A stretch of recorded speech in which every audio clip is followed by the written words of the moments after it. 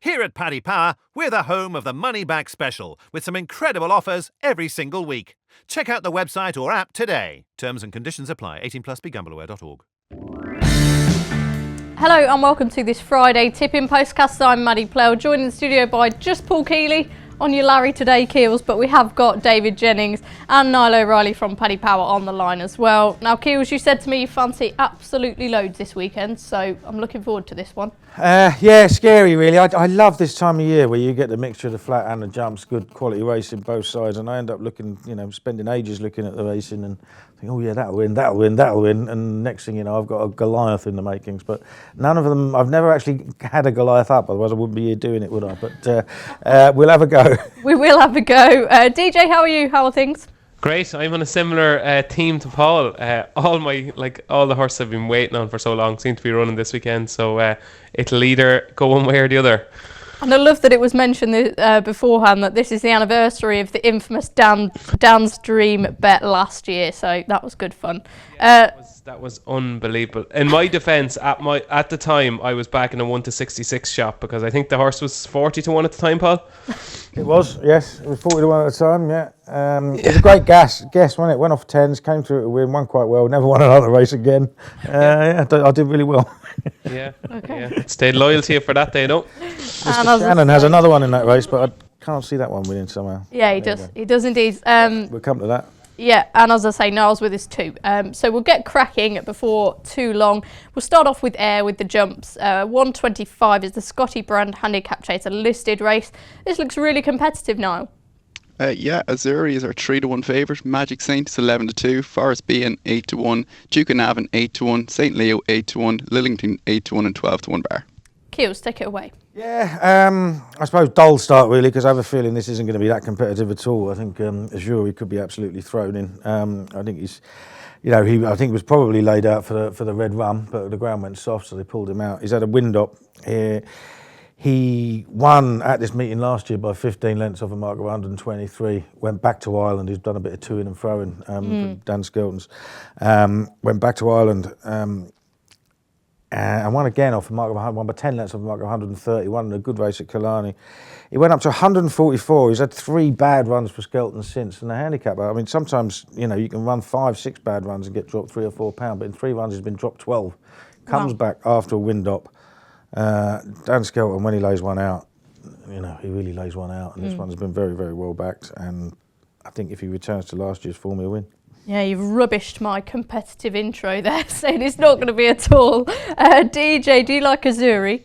Yeah, look, he's the kind the of obvious one, isn't he? Yeah, well, he's kind of the obvious one that's not obvious, if that makes sense. As in, it looks like it's just been a complete plot job and that he's been laid out for the race, and you'd imagine the track and everything should play exactly to his strengths. Like, it wouldn't be too much unlike Killarney, really, the track. Left-handed, 3 fence in the home straight, and that day he beat Ardougal of 131. Like, he absolutely bolted up. Holy God, like, he was able to sustain that kind of gallop like a real good flat horse, and he devoured Ardougal, which is pretty strong form, and then he finished 4th to Uredale in a competitive handicap at Galway.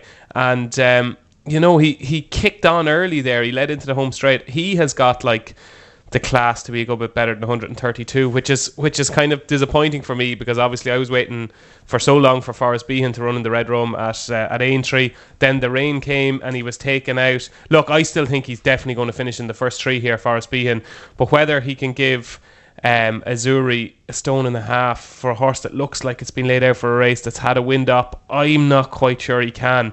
I do think he'd be banged there. I think the track suits. Now, he ran in the race last year, Forrest Behan, and he was a little bit disappointing. I just wonder, was he a little bit over the top when he ran in the race last year?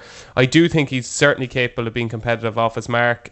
I just wonder, has he bumped into one here in Azuri? And the other one I think will be placed is actually Vineyard from Gordon Elliott's stable, because I think, like, he won at Ayr in February and he absolutely bolted up that day. That was off a mark of 128. He's off 133 in England now. He's only 126 in Ireland.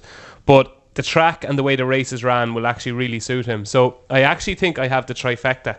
Azuri, Forrest Behan and Vineyard. But I think Azuri is probably the most likely winner. I hate saying it because I want the Forrest Behan to win this race, but it would be Azuri for me. Okie doke. Niall, the last 2 favourites have won this. Do you think it's going to be a hat trick? Yeah, I can't find any angle into opposing Azuri here. Like with the wind up, he could have any amount in hand, at least upwards of £10.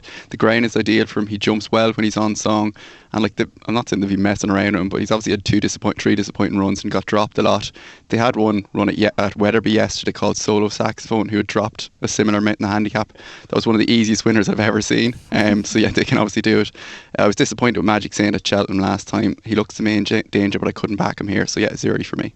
Okay, now the conditions of the 155, which is the J&D Pierce Novices Champion Handicap Chase, has caught a few of the owners out. There was a story on that earlier in the week, on the trainers, sorry. I mean, who are we fancying here, Keels? I'll go to you first. Could Fulham Crosser be the place to start for a lot of people? He was second in the Camure last time. Yeah, he was second in the Camure last time. He's obviously got a shout, but he's been well found in the market. And I was looking at this race earlier on and I thought, hang on a minute, not very often the best handicap horse in the race is the biggest price. And that's what we got here with Drinks Interval, who earlier on in the season, I mean, some of her form earlier on in the season is excellent. She'd absolutely thrashed the Beachy of Tim Vaughan's at Chepstow, won very, very easily. And at the Beachy, I mean, okay, didn't run so well in at the Grand National meeting last week. Went off 9-2 for a Grade 3 handicap chase. I think a lot of him, didn't they? You know, off a much higher mark than when Drinks Interval beat her. Again, ran second to Magic of Light as well, and some other really, really good runs. Lost form a little bit, and then came back after a break. Ran in the RSA. If you know, all that says is P next to her name, but she started a little bit slowly, and I don't know whether Richard Johnson wanted to try to sort of tuck her in, but you know, she wanted to go to the front. So he made a big move around the outside, jumped the fourth, and she jumped them silly for a long way. In fact, she had all bar the really good ones in trouble heading to the third last. She tired very quickly after that, which is understandable. She doesn't want soft ground. She gets good ground. Richard Johnson's on. I think she's going to make all, and she's 16-1. Nice. Sounds like a confident selection there, DJ. No, Azerty for me here. I think the step up to 3 miles will suit. Now he's never tried 3 miles before, and early on in his career he didn't look like the type that would be a 3 miler. He was quite a keen going sort. But I just thought his run in the Brown Advisory behind Sarah Delac was really, really strong form. Just kind of lost his position at the wrong time there, and stayed on quite well, I thought. Finished 7th, was beaten 15 lengths, but I thought it was a real quality renewal of that race. Like, the form stood up with Janika. I thought it was a really good run. The time before that, I thought he was quite impressive at Ludlow. Like, the day he won at Ludlow, he was rated 137, and he ran off the same mark at Cheltenham, and he's now off 136. So I think he's quite lucky to have been dropped a pound. And I just think if the petrol tank doesn't go empty, kind of coming down to the last, I think off his mark, he's only a 7-year-old. I think he could have more to offer, so it would be a Azerty for me. Okie dokie. Now, can you clarify those prices for us? Yeah, Kilfillan Crosser 7-2 favourite. Molly Dodali is 7-2. Azerty is 5-1. Dandy Dan 6-1. And I'll go down the Kiel selection. Drinks Interval is 16-1, which may not last after that case. No. Yeah, for me, I'm actually going to agree with Dave myself. Azerty, I think, is very interesting up in trip. If you go back to his run in Ascot when he was third with Kildesart in second off level weights, he'd look in a very good mark of 136. He ran in a handicap that Kildesart won, that I know Paul was loving the form of, and I think he would have gone close if he had not come down at I think it was the third last, given the way he was travelling. He was obviously well beaten the Brown Advisory, but just got a bit outpaced. That was obviously a much stronger race in the context of this race. I think the step up in trip here will definitely help him, and yeah, at the prices I'll back him. Okay, moving on to the 225, which is the CPM, a Scottish Champion Hurdle. No outright favourites won this since 2010. Keels, I know you don't like the favourite this time around, do you?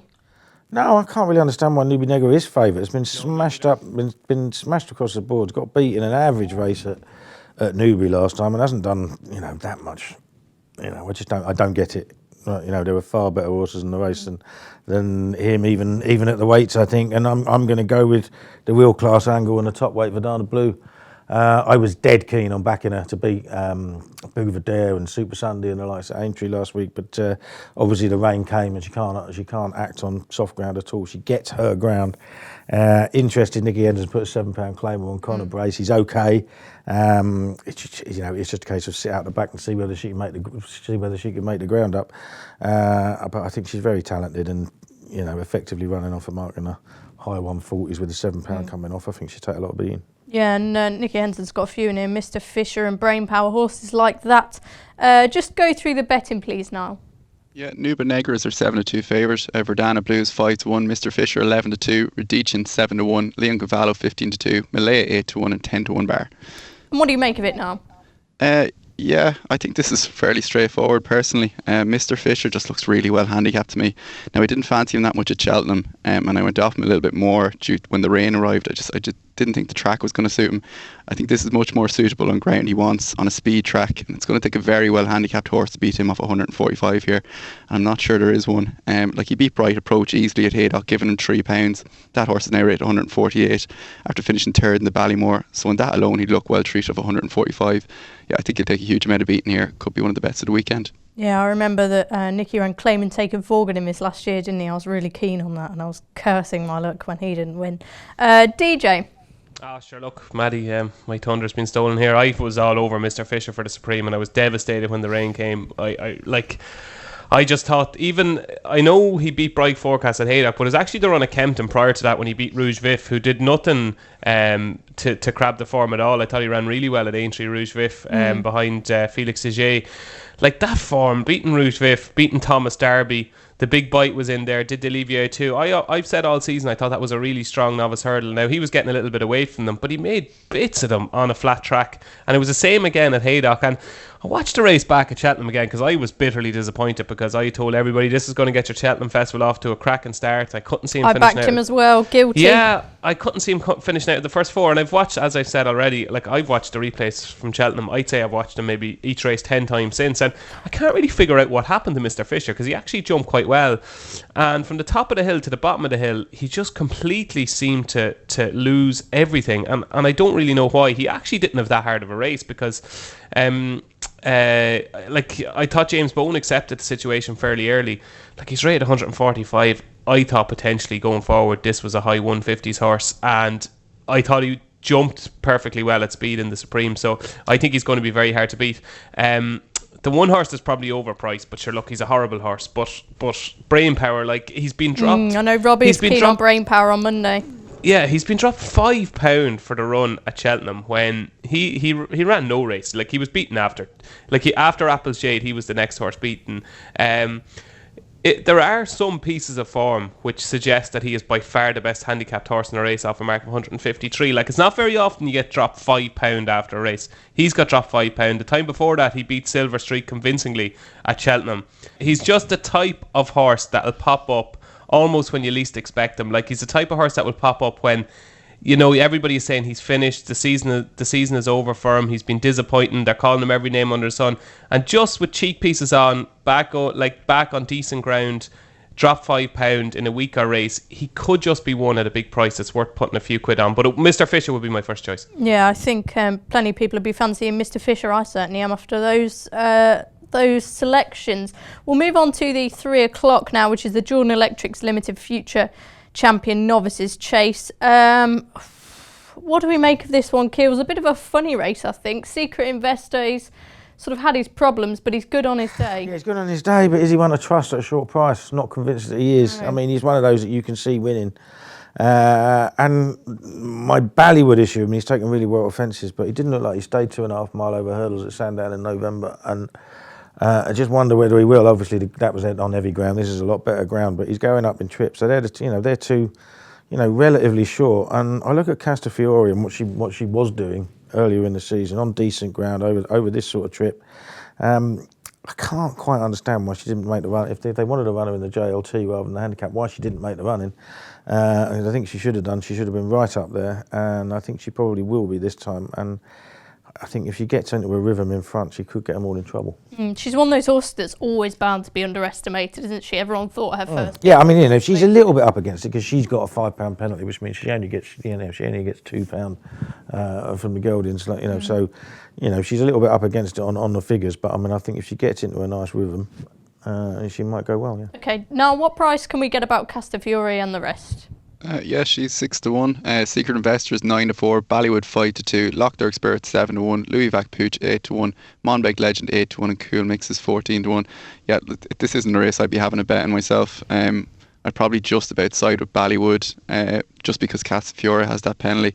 I wasn't overly impressed with him last time, though. When you look at it, he beat a really well-treated horse in Valsur de Granville around a track that he clearly loves. His previous form, when given Dynamite Dollars a fright, is obviously very useful in the context of this. The step up and trip, I wouldn't have it as a major concern around here on this type of ground. I think he'd be okay. As Keogh said, it was heavy ground the last time he looked to not stay. Secret Investor is one to probably take on. Like, he's already finished behind Castafiore.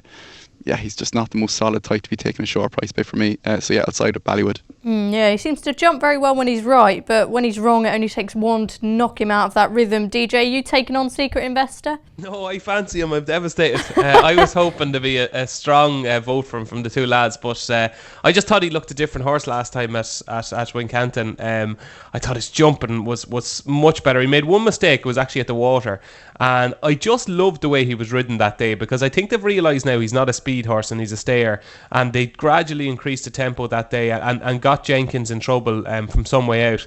And I think you'll see something similar tomorrow. I wouldn't be surprised going out onto the second circuit if Harry Cobden said to himself, I'm going to take this race by the scruff of the neck and kick on Secret Investor, because I don't think he's got a change of gear. I think he's just a stayer that keeps on going. Like, he's only a 7-year-old, he's still a baby.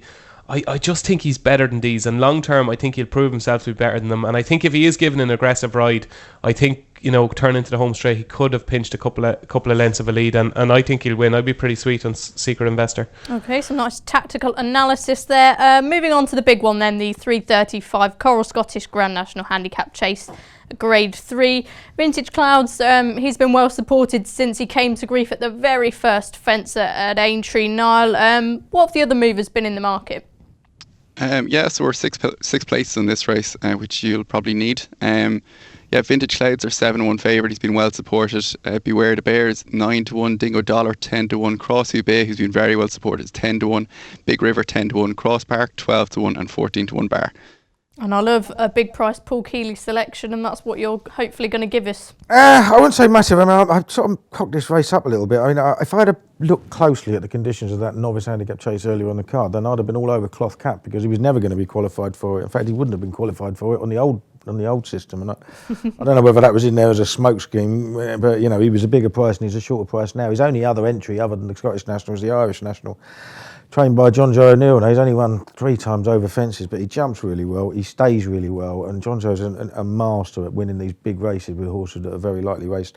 I think Synchronised won the Midlands National on his 4th chase start, and then the Welsh on his 5th. Shut the Front Door won the Irish on his 5th chase start, and he's got to improve on what he's done. But I think he's just been put away for one of these big ones because they know that he's a proper national type horse, and he's young, unexposed. He won very easily at Catterick last time. 3rd and 4th that were both beaten a fair way, I think between 15 and 19 lengths. They've both won since. He's gone to the top of my list. The other two that I've played are Geronimo, who's won both chase starts at Ayr, and won very well last time over 3 Mile 3. Looked like an out-and-out stayer. It'd be really good to see a woman winning one of the big nationals in Britain. He goes really well for Rachel McDonald, who takes 5 off the back. Yeah, absolutely. So I think he'll go well. And I had my outsider was Taking Risks, who I still think has got a chance. Got a little bit to prove in a big field, but did stay on strongly at Carlisle last time. 10-year-old that looks like he probably does want a marathon trip, given the way he's been finished. In fact, he wasn't far behind Vintage Clouds earlier in the season, and finishing far stronger than him. So they'd be my 3 against the field, but it is a wide open race. Do you think people are making a big deal about whether you can trust John Joe O'Neill or not these days, or do you think it's just simple? This horse has been laid out for this. I think it might have been laid out. I think it might have been laid out for this race. I mean, you can only work with the horses you've got, can't you? I mean, John Jackman still train big race winners. So I wouldn't be worried about that at all. It just interests me. Bang in off 10 stone. I think it'd be a major player. Yeah. Okay. DJ, Keels, give us 3. How many have you got? Yeah, I've been busy telling people in the office here that if you back 2 horses in this race each way, there's no way you can possibly lose. And Paul has to mention either of them. So this is very worrying. I think if you back Dingo Dollar at 10-1 and Crossview Boy at 11-1, back both of them each way. What's the terms, Niall? Is it first 5 with pairs? 6 places, Dave. 6 places. Like both of these, I would be shocked if either of them finished out with the first 6. I think you're getting great value each way. Both of them ran in the novice handicap chase at this meeting last year. And, Dingo Dollar never missed a beat the whole way around. Jumped brilliantly, and your heart went out to him in the final kind of 50 yards when he was just collared by Cross You Boy. And I spoke to Sean Doyle during the week about Cross You Boy, and this has obviously been the plan ever since for him. The thing with him is he's a big old-fashioned stayer, but he wants decent ground. And he was going to run him into Thyestes, and he obviously couldn't because the ground went heavy. And he's just been laid out for this since. Excuse me. And I thought it was a real eye-catching run over hurdles at Wexford. His stable are coming back into form. Sean Flanagan has been booked, and I think barring accidents, he has to finish in the first 3 or 4. But I think the most likely winner is Dingo Dollar. The track is made from, if you go back to the Ladbrokes Trophy run at the start of the season when he was third to size in Tennessee, like he did everything brilliantly that day. Jumped brilliant, really, really attacked his fences from the front. And I think at a track like Ayr, if he gets loose on the lead, which he will, because I think it's the only way to ride him. He's off 147. He was a pound higher when he was third in that Newbury race. He's only ran twice since at Doncaster. I would imagine the most recent of those runs was only to get him cherry ripe for this. And I think over the first 3 or 4 fences, if he gets into a rhythm, he's going to be hard to catch. So my advice would be to listeners to back Dingo Dollar and Cross You Boy, both each way at double figure prices. Okay, DJ, can't see him out of the 6. No, I know you're keen on one at a big price as well. Yeah, I'm really sweet on one here at a massive price. Skip the Cuddles for Graham McPherson and Keelan Woods. I was actually quite fancying a horse for Cheltenham called Chosen Pat, and got drawn to this horse when he beat Chosen Pat in a 2-runner race at Market Raisin 2 runs ago. Now, he was on and off the bridle that day racing lazily, but he stayed on really strongly in a race that was actually running a quick time for a 2-runner race. Now, to get him to travel, they've added a visor here, which I definitely think could help. Since that, he's fallen at the Fort when a 40-1 shot in the 4-miler, though it wasn't a bad fall at all. It looked a soft enough unseat. All his career, he's just been crying out for an extreme test of stamina on decent ground, which he gets here. If you go back to his chase debut, he was 4th behind Santini, with Rocky's Treasure in 2nd. And the 4-miler winner Lebroy was in 3rd, about 6 or 7 lengths in front of him. If you watch that whole race back, though, he travelled and jumped as well as any of them before just getting a bit outpaced late on, which you'd expect. Though he didn't stop and ran on nicely to the line, looking like a horse that would really come into his own over 4 miles. After that, he was well beaten in a Chepstow handicap by Yeltari, though that race wasn't run to suit at all.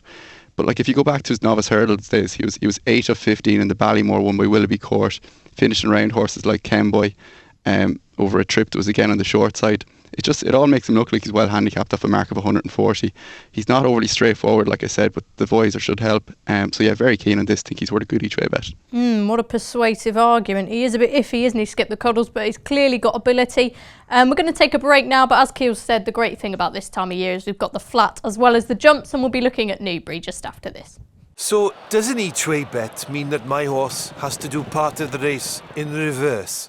Everyone loves a newbie. That's why Paddy Power Games are giving all new customers 60 free spins on daily jackpot games. New Paddy Power Games customers only, 1 per customer. T's and C's apply. 18 plus. BeGambleAware.org. Welcome back to this Friday tipping postcast. We're going to look at the flat action at Newbury now. Big news earlier this week that Too Darn Hot is out of the Greenham. Keels, just quickly a word before we go into the rest of it. What are your thoughts on people who are backed in for the Guineas now? Would you be worried? Well, I mean, I think you have to be worried. I mean, it just seems to be an unlucky family, doesn't it? I mean, you obviously got the siblings and the mother that missed classics through injury, and you've got to remember he didn't go through the sales, did he? Early in his life because he had problems. Fingers crossed he gets there because he looked brilliant last year. But I mean, he's going to go into the Guineas under some sort of a cloud. It'd be interesting to see what the market does with him on the day if he does get there. But fingers crossed he does. Yeah, I know John Gosling, had some good horses beat in the Guineas, so interesting now there won't be a prep. We'll start off with the 140, which is the Dubai Duty Free Finest Surprise Stakes, known to most people as the John Porter. Run us through the betting now. So we're money back in this race if Defoe wins it. So we're the place to bet with. He's our 6-4 favourite. Young Rascal is 9-4. Lareab is 6-1. Muta Sadir is 8-1. Marmello 10-1 and 12-1 bar. Yeah, Keels, before we went on air, I sort of said, not too sure about Defoe. Think he should have won a couple of races last season. But as usual, you put me right. You set me right. he won the race last year, and he likes the track. He won the race last year. He likes his track. He's unpenalised. I mean, this is the thing. He won the race last year. Then he won a Group 2. Now, if he'd have won a Group 2 after August or September, he'd be carrying a £5 penalty. But he isn't. Young Rascal, the big danger on the form book, is carrying a penalty. Defoe has obviously won first time out at 2, 3 and 4. He's won all 3 races at Newbury. I don't think you could have a better profile for a favourite, to be honest. So, I think he'll be hard to beat. I am a fan of Young Rascal. I did put him in my horses to follow. I'm just wondering. I mean, depends on how we don't know how sticky the ground is. I mean, that going stick reading earlier in the week was a real eye opener. It was 4.9. It hasn't been as low as that on the flat for years.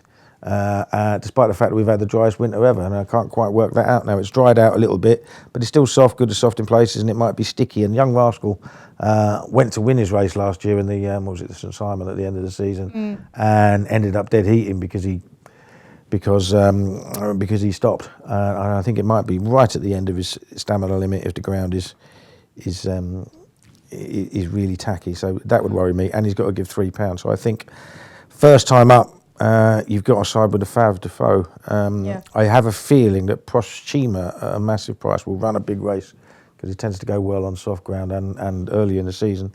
But they'll have to go some to beat the front two. Yeah, they will indeed. I quite like this race. I think usually races like this can be quite, I don't want to say boring, but, I think there's nice progressive horses in it. It's nice to have horses like Mutasadir, Larabe, Communique, obviously very solid handicap form coming forward. But DJ, as Keels has said, Defoe should be hard to beat if he's at his best and he's got conditions to suit.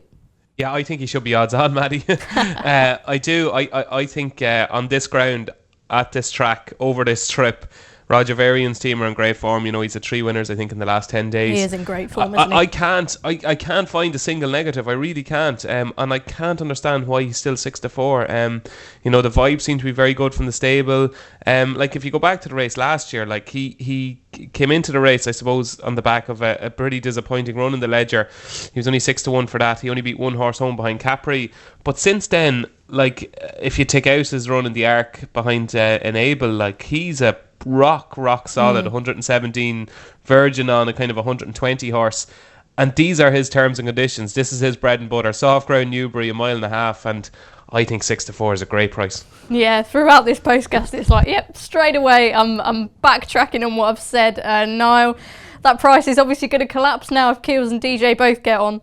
Yeah, I actually got a bit of deja vu. I remember Dave saying that last year about this exact race, that he should have been odds on, and he did go off odds on. I think he's obviously 6-4 here. Young Rascal is 9-4 with us. Larabe 6-1, Mutasadir 8-1, Marmello 10-1, and 12-1 Bar.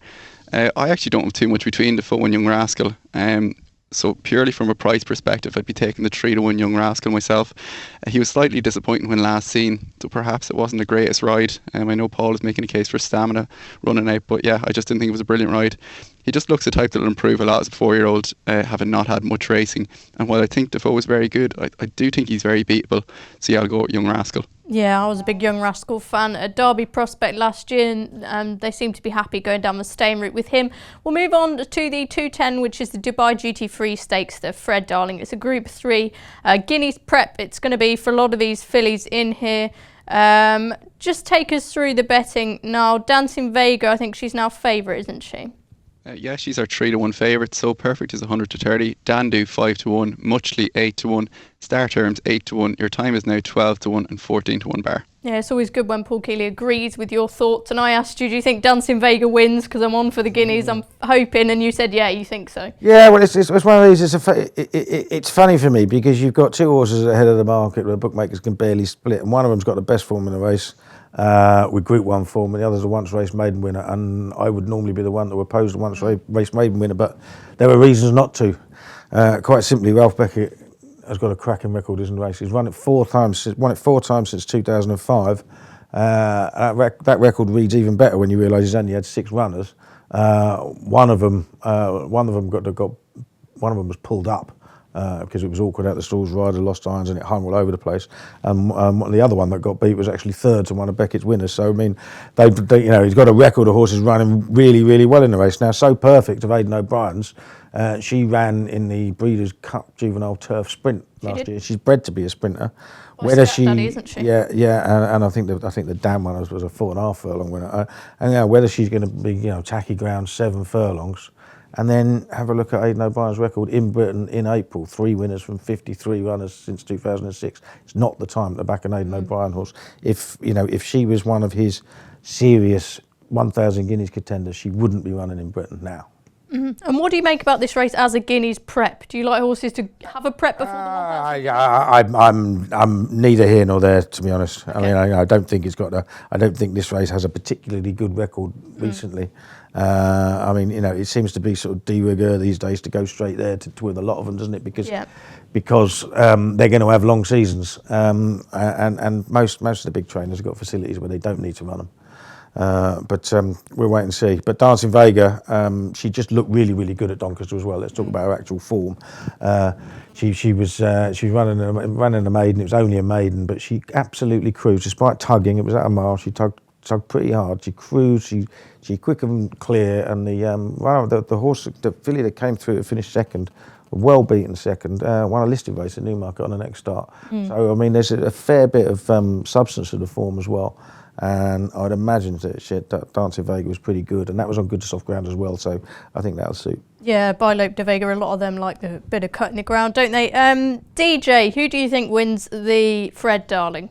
Well, I was in Ballydoyle on Monday for a kind of a press morning with Aidan. Very nice. It was the most magical experience. It was amazing because he was really, really relaxed, and he gave us like an insight into everything basically, and we obviously seen the first 2 lots, and then the warm up kind of area and all that kind of stuff, and then he brought us into his office because he goes, I'll bring you in and show you how we do entries and all that kind of stuff. We were like, whoa, this is amazing. Nice. And it's like being in Lapland, and we were there, and he says, so his new kind of administration guy brought out this big sheet, and he says, well, look, we need to do the entries for England on Saturday, and he said, Too Darn Hot was going to run the Greenham, and Aidan's, no, we don't have anything to take him on. And then there was a circle around So Perfect, and somebody asked him, why is there a circle around So Perfect? And he says, Ryan was over here a couple of weeks ago, and he rode So Perfect in a bit of work, and he told him that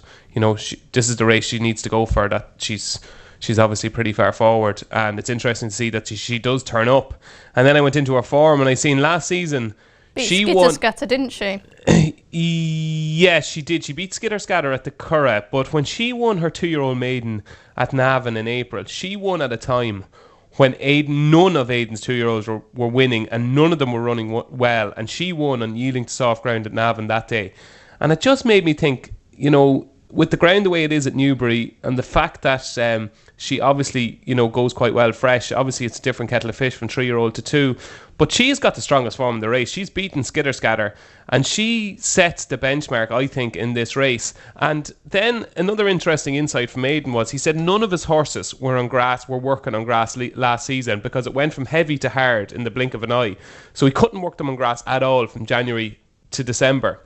He said this year all the horses have been on grass since the end of January. So I think you'll see a different Aidan O'Brien this year, and I think they might hit the ground running sooner than you think. And I think for that reason, So Perfect is going to be a bigger price. I think she's the best filly in the race, and you're getting a pretty good price. The vibes I was getting was that she was pretty far forward. I think you're getting a pretty big price about So Perfect here. Great insight, DJ. Love that. I really enjoyed reading those pieces from Ballydoyle. Niall, can we see any money coming for So Perfect on the day potentially? Yeah, potentially. It's hard to know at this point. It looks an exceptionally tricky race to me, as I'd have trip concerns for the front 2 in the market, and Dancing Vega and So Perfect for different reasons. So Perfect ran in the Cheveley Park 2 starts ago, and I thought she showed herself to be all speed. The time compared well with 10 Sovereigns in the Middle Park. Though So Perfect actually ran the fastest closing sectional of those 2 races before her run petered out late. I'd just be worried about the 7 furlongs here. Dancing Vega was visually very impressive on her debut, and I actually was considering backing her for the Guineas, but the time was nothing out of the ordinary, and I actually think she'd improve for a step up and trip rather than dropping back a furlong, which she does here. The horse I landed on was Star Terms for Richard Hannon, who was a steady improver last year, and I actually think this could be her best trip. She was just touched off in the Prix Marcel Boussac last time, though didn't get the clearest of runs. Before that, she was second to Fleeting in a Group 2 in a decent time, where her stamina may have run out at the end of a mile. She's by Sea to Stars, though she's out of the very fast Best Terms, who didn't stay any further than 6 furlongs. So I can see this trip suiting well. As I've said, she's not going to be the best of these long term in my opinion, but I think she might be the best tomorrow, and at the price, I think she's worth a bet. Interesting. Nice each way selection there from Niall. We'll move on to the 240, which is the Watership Down Stud Greenham Stakes. No two Don Hart, as we said, and Boitron is currently favourite, isn't he, Niall? Yeah, he's our 11-4 favourite. Hello Yumzane is 7-2. Muhatar is 7-2. Great Scott 9-2. Magic J 8-1. Urban Icon 8-1 and 12-1 bar. Yeah, Kevin Ryan's not usually a horse you'd associate with Guineas winners, but he could have two sort of good chances in it this year with East and Hello Yumzane. Yeah, it's quite interesting, isn't it? I mean, you can sort of half understand Boitron being favourite because trained by Richard Hannon, and Hannon stable are, sort of synonymous with classic trials at Newbury in this time of year. But, if Hannon trained Hello Yumzane, he'd be about 5-4. He's got easily the best form in the race. Won a Group 2 at Maison Lafitte on the last start, obviously, sent to France for that. The third was only beaten a length in the Criterium afterwards, and has come out and only been beaten a nose in the Jebel. So I think that's really, really strong form. And I think he has by far the best form in the race. Obviously short on a fair bit from, but he's booked James Doyle. He's booked a top jockey for it. It's a fair bit bigger than 7-2 in other places, I think, as well. I think he's very much the horse to beat. I think Boitron has obviously got a fair enough chance. Mohartha, I think that the race at Mohartha won the Horace Hill just fell apart. The favourite didn't turn out to be anywhere near as good as I thought it was. Chairman of the board, I tossed a lot of money that day. So I'm not convinced about that, and I would actually make Great Scott the danger. Okay. Just like the way he runs. Don't think he quite got home in the Vertem Futurity, as we have to call it now, last year. And Dave Orton quite likes him for the Guineas, actually. Great. Yeah, he's I don't think he got home then. He might get a mile now, but didn't think he quite got home at that time. But he likes a bit of cut in the ground, and I make it between those two myself. Okay, I'm feeling confident if I like Hello Yumzane. DJ, interesting that this Boitron's had a wind up. Yeah, that is interesting, and he's a nice horse, but I think Hello Yumzane could destroy these. I think the ground is the key with Hello Yumzane. Like, he was brilliant at Maison Lafitte. I thought it just looked as if he was just in love with the surface, and everything was smooth, and go back to his debut, and I was blown away the day he won his debut. He actually should be unbeaten because he was just too keen against San Donato. He just gave away his... I just thought in the first kind of 2 furlongs, if he'd have settled a little bit that day, he probably would have won. Can't understand why he's the price he is here. I think he should be favourite, and I'll be bitterly disappointed if he doesn't win. 3 votes for Hello Yumzane now? No, the one to back that I thought had the highest ceiling was Mohatar for Marcus Dragoni. Now, when I first looked at it, I thought his last run was a fluke in a race for the Fav, disappointed, as Keel said. So when I watched it back, I was really taken by it. So I just had a look at the times, which were impressive when you break it all down. So there was 3 7-furlong races run in a 2-day period at Newbury, and his time was comfortably the fastest. After 14 races run over those 2 days, his closing section was again comfortably the quickest, and that's when you're comparing it to 6-furlong races. It all strikes me as this lad could be up to Group 1 level, and a race where I feel like I know how good most are. I'm going to side with the one with the most upside, in my opinion. Okay. And the fact he's put up his best performance at Newbury is obviously a plus. I think he'd be one to be interested in the Jersey Stakes, and even if he's beaten here, I think going forward he could be a nice horse. Okay, so a potential long-term target. Another big betting race, great to have these sort of mile handicaps, is the Spring Cup at 3:15. Ibraz is your favourite for Roger Varian, again that trainer, Niall. Yeah, he's our 7-1 favourite. Red Starlight is 8-1. Rip Off is 8-1. Exec Chef is 8-1. Georgia Hearts is 11-1, and it's 12-1 bar. Any strong fancy in this, Paul Keeley? Yeah, I think I might have found one. Oh joy! Yeah, 25-1 with Paddy Power. Big price for me. If Niall's talking about a horse with the most upsides, one of the most lightly raced horses in the race, called Borodin. Trained by Richard Fay, he's won the race 3 times in the last 10 years. Now, he's only won 7 times in his life, and it's not quite a year since he made his debut.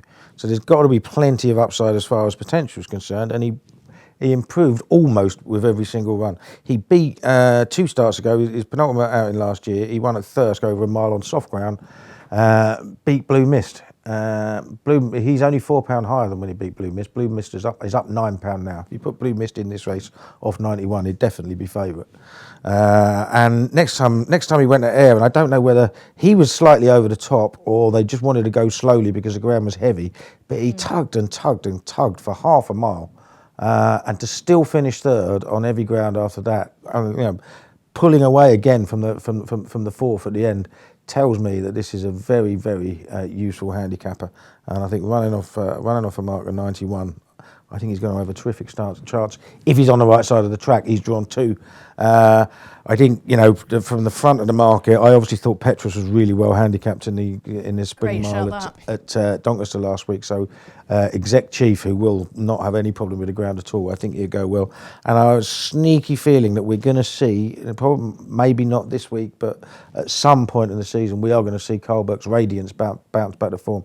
Now, he actually travelled really well at Doncaster for a while. And whether the whole field. Yeah, whether he just wasn't ready, wasn't fit, didn't let himself down on the ground, I don't know. But you've got to remember, he beat another bat, I think, giving him £1, I think he was, as a 2-year-old last year, 2 years ago. And he also ran to a Racing Post rating of 105 once last season as well. And he's down to 95 now. And a bit of cut is what he wants, and he's at a massive price. I'm going to throw a couple of quid each way on him, but the main one is Borodin. Okay, 40-1 for Radiance, so Borodin 25-1, so they'll do. It's 2 darts for the race. Niall, I'll go back to you now. I like the place to start normally with this race is just have a look at the Lincoln, because obviously it's over the same distance. And I was having a look at the Lincoln to see if I could spot anything. Berringer's obviously come out, but the good thing about that Doncaster card, now I'm going to go on about sectionals, and I actually get quite a lot of slagging on our desk because of my obsession with them. But there was 3 mile races run back to back on that Doncaster card. Off the 3 races, Sharjah Bridge ran the fastest time with a very quick closing sectional. Auxerre ran the second fastest, and Red Starlight ran the third fastest, and she was second to Sharjah Bridge. Now, Auxerre's performance was stunning because the way he led the whole way, and he just kept going. Sharjah Bridge's race, they obviously didn't go as hard and had to quicken home. But Red Starlight, the fact she was able to run such a fast time, such a fast closing sectional, I thought she definitely looks like she's improved from 3 to 4. And off a mark of 100 here, I think she's very interesting. She obviously actually beat Auxerre as a 3-year-old in a novice race last year, so she's got that back form as well. And in a race where, I'm just not too sure about the Fav. He's having his reappearance. Rip Off, I don't think really gets the trip. Exec Chef, I'm not sure that race was as good as Red Starlight's on the Lincoln. So yeah, Red Starlight, very confident selection for me. Yeah, I was about to say you sound very keen. Stamina on the ground. Potentially a little bit. That's why I've got a mark against her name. Potentially. A little bit worried, not the strongest finisher, no, she given the ground. Speedy, yeah. You know what I mean? That's the only thing. But she's obviously very interesting, Yeah, that's a chance Niall's willing to take. DJ, have the final word. Yeah, I fancy George of Hearts. It's a bit of a cliff horse for a lot of people, isn't he? Yeah, he is. Yeah, it's hard to believe though. He's only had 8 runs in his life, and he's obviously won once and been placed 3 times. But like, if you're watching George of Hearts last season, and I'm sure there's plenty of listeners that backed him on numerous occasions, and every time they're left so frustrated because it travels well and doesn't find enough, or gets into trouble, and it's just been really, really unlucky. But each time I watched him, I said to myself, this horse needs a wind up and to be gelded, and he's got both of these starting this season. So like, I just think he's got so much class the way he travels through a race like this. Big field is tailor made for him. Richard Hughes had a winner during the week at Suddle, and he's had a couple of seconds and thirds, so the team are okay. And I just think, like, it had a wind up actually after its 2-year-old season as well, that it won first time out at Chelmsford to be promising, and then it ran probably his best race in that 7 furlong handicap behind King of Hearts. And I think the wind up and the gelding operation will do this horse the world of good.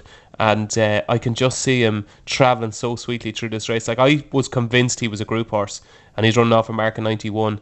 I think he's got a cracking chance. Okay, DJ's going to be hoping George of Hearts can finally deliver then after a wind up and a gelding operation. We'll take a quick break now, and then we'll look at some of the Irish action. Check out Paddy's Rewards Club. Simply place 5 bets of £10 or more across any sport in a week, and you'll get a free £10 bet the next week. T&Cs apply. 18+. BeGambleAware.org. Welcome back to the final instalment of this Friday Postcast. Now we're going over to Ireland now for the Gladness Stakes, a Group 3 over 7 furlongs. It's at 4 o'clock. And very interesting runner here in Le Bravido, the Jersey Stakes winner, former Jersey Stakes winner, now with Aidan O'Brien. What do you make of horses with that sort of profile, Keels? He's obviously had his Don't issues. ask me. The Irish racing, isn't it? Go to the experts. Absolutely no. I mean, look, he did look. He did look really good in the jersey, but you're better off. With that sort of profile, you're better off from for a big absence. Would you? Yeah. But I take most favourites on anyway. I can't help myself. And he probably does have a little bit to prove, doesn't he? After that break, and how far ahead is he going to be, etc. I think Romanise will probably take a fair bit of beating, but pass it to the experts. Okay, we'll pass it on. DJ, did you hear anything about Le Bravido from Aidan? Yeah, no, he seemed pretty happy with Le Bravido. I seen the piece of work, and looked really, really well. Like a kid in a candy shop. We're all very jealous of you. Yeah, it was bizarre. Like he was just so nice and so open and so honest, and it was fantastic. So it was. With Le Bravido, he's a 5-year-old now, but he's quite lightly raced. I'd say Aidan will get a tune out of him. I wouldn't say this is his Gold Cup. I'd say there's other days in the pipeline for La Bravido. As regards Romanise, of course, won last year's Irish 2,000 guineas. He has to give away a penalty to everything, so he's got to give away £5, which won't be easy. And then you've got sort of lost his form after that big win, didn't he? He did, yeah. A lot of it was ground related. Like he ran in Champions Day at Ascot behind Roaring Lion on soft ground. You can completely forget about that. The run behind Alpha Centauri at Deauville, when he followed Success Days, he was on the wrong part of the track. And then the only other performance you have to forgive was in the St James's Palace Stakes at Ascot, when it was beaten about 6 lengths by Without Parole. But it wasn't a desperate run, and the other 2 runs you can kind of make excuses for. So I while I thought he was a horse that kind of was just a pure fluke winning a Guineas, when you go back over it, maybe it wasn't the biggest fluke you'll ever see. He's keen to have a crack at the Lockinge.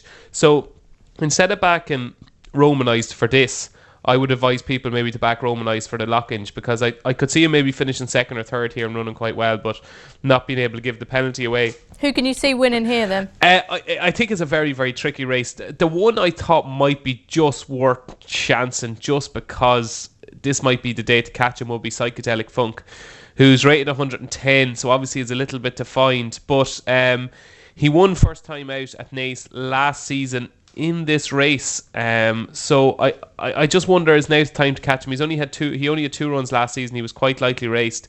And while I don't think he's the best of these, I think he might be the best tomorrow. Okay. Who's going to go off favourite now? It's not easy. Le Bravido will go off favourite. Don't know what Dave thinks, but I'd say around 2-1 would be a guess. I couldn't really back him. The one I'd probably chance if he's a decent price, and I'm hoping 10-1 or so, is No Needs Never. He's the only 3-year-old in the race. He was just a horse I was following last year. I backed him in Doncaster in that sales race, and I thought he should have won that. He's just got a lot of ability. I think this race could be run to suit. He obviously gets the 3-year-old allowance, which they tend to need at this time of year, but it's a lot of weight. So at a price, I'll probably back him. Okay, the 4:35 is the alleged stakes of Group 3 over 1 mile and 2 furlongs. Some top class horses returning in this, like Latrobe, Magical, Success Days, another old favourite. Niall, again, what can we see happening in this race? Flag of Honour returning as well, good stay from last year. Yeah, I haven't actually seen the jockey booking, so who'll be on Magical, Dave, would you know? Ryan Moore's Ryan jockey. Moore. He's over, yeah, sorry, yeah. I think she'll probably be short enough, maybe 11-8. She would strike me as just much better than these, particularly over the trip. As Dave was saying earlier, I had read that piece in regards, Aidan was saying his horse had been on grass a lot longer, so I'd say something like Magical should hit the ground running, and I could see Aidan O'Brien just mopping up all these Group 3s and Group 2s in Ireland. That's interesting, because sometimes these horses take a couple of runs, don't they? Yeah, definitely, yeah. But this year, as Dave was saying, I think it could be different. So yeah, Magical for me here. Okay, Magical. Keels, you had a big look at this? I'm just having a quick look back now at past winners of this race, and what you find is US Army Ranger beaten at evens, Found beaten at 9 to 10, St Nicholas Abbey beaten at 4 to 11, You back Magical, you want your head tested. I don't care how long they've been on grass. This isn't the be all and end all for Magical or any of the other O'Brien horses. And I think you're crazy to take a short price about it. She deserves to be a short price on form. Obviously, having won on Champions Day, having been second at the Breeders' Cup. But no, wrong time of year. I mean, lay. I have no idea what's going to beat it, but I lay. So have we got any other fancies for Saturday, Keels? Yeah, one more. 410 at Ayr. It's a horse, DJ would refer to it as a guilty pleasure. One of mine, Wait For Me, trained by Philip Hobbs. I backed it last week. I backed it last week at Aintree as well, and I was absolutely delighted when it came out after the rain came. And I told everybody it would hack up at the final day of the season at Sandown, but obviously he's so well in himself that he's coming straight back out and running at Ayr on the good ground that he wants. Now, he doesn't stay Fremo on soft ground. I don't think he particularly likes soft ground either, but he travelled really, really well in that Potemps. He was going as well as anything turning for home. The tricky old horse. It's 2 mile, 5.5 on good ground. He's back to a similar mark to when he absolutely hacked up on the final day of the season at Sandown a couple of years ago. And if he doesn't win tomorrow, I am officially giving up on him until Sandown. That was going to be something slightly more dramatic, like you're going to give up. No, I didn't even want to say that because that's a lie. Because if it runs at Sandown, I'll definitely back it at Sandown as well. But no, he'll win tomorrow. He's so well handicapped, he'll win. DJ, the cliff horse of all cliff horses. Have you got any other fancies? Do you fancy Wait For Me as well? Myself and Keels got in together, yeah. I was all over him last week before he was taken out as well. I backed him at 20s. He was well backed into 10s, I think. He just has to win that. He's just so keen and just wants to get on with it. If he just settles, he'd destroy them. I think he's got a massive chance. Yeah, I'd advise people to back him. And also in the bumper, I thought the first run of O'Connell Street for Nicky Henderson was really eye-catching. Was keen and green. I know that rhymes, but he was very, very just first day at school. I'd say he learnt a lot from that. The fact that he's called O'Connell Street, which is obviously the main street in Dublin, suggests that he's pretty useful, and I'd say he is. Half-brother to City Island, I can see. After what? He's a half-brother to City Island. Yeah, exactly. So I would say Nicky Henderson has a good record in this race as well. So I would say this has been the plan for a while for O'Connell Street. And just one other one in the final race at Naas. I think Joseph O'Brien has got a seriously well handicapped horse here in Arthurian Fame, who used to be owned by the China Horse Club. It's since went to the Black Rock Racing Syndicate, and it's been beaten favoured off marks of 86, 83, 85. Like, it starts the season off 84. And I think this trip should be perfect. 1 mile 3, just short of 1 mile 4. Arthurian Fame, I think he'll take a lot of beating in what looks a pretty weak handicap, the 5:45 at Naas. Okay, thanks for that, DJ. And finally, Niall. I've one that I'm excited about backing in the 340 Thirst tomorrow. It's called Super Kid. It's trained by Tim Easterby. Now, he ran well in reappearance last year off a mark of 96 after a long break. I think he was off for like 600 days or something like that. He's been disappointing a few times since, but he's run okay off these type of marks before. He's off 82 here in a very weak looking race, and I think he'd be a double figure price. So yeah, definitely worth backing. It's Super Kid in the 340 Thirsk. Interesting one from left field now. Let's get your naps. This will not be beaten. Paul Keeley, who is your Saturday nap? In terms of ability to win, chance of winning race against price at the moment, I will have to say that Drinks Interval is the most overpriced horse running tomorrow, so that'll be at 155 at Ayr. 16 to 1. How long will that last? David Jennings. Secret Investor in the 3 o'clock at Ayr. Okay, and finally Niall O'Reilly. Skip the Cuddles, 335 Ayr. Good luck with all of your bets, guys. As always, make sure if you enjoy these shows to rate, review and subscribe. I'll be back on Monday, and then on Wednesday I think we've got an all-weather finals day anti-postcast, so looking forward to that one. But have a good weekend and best of luck with your bets. Paddy Power Games has over 250 of your favourites to play online, and we're going to attempt to name them all in this 10-second ad before the T's and C's kick in. There's Blackjack, 18+, begambleaware.org.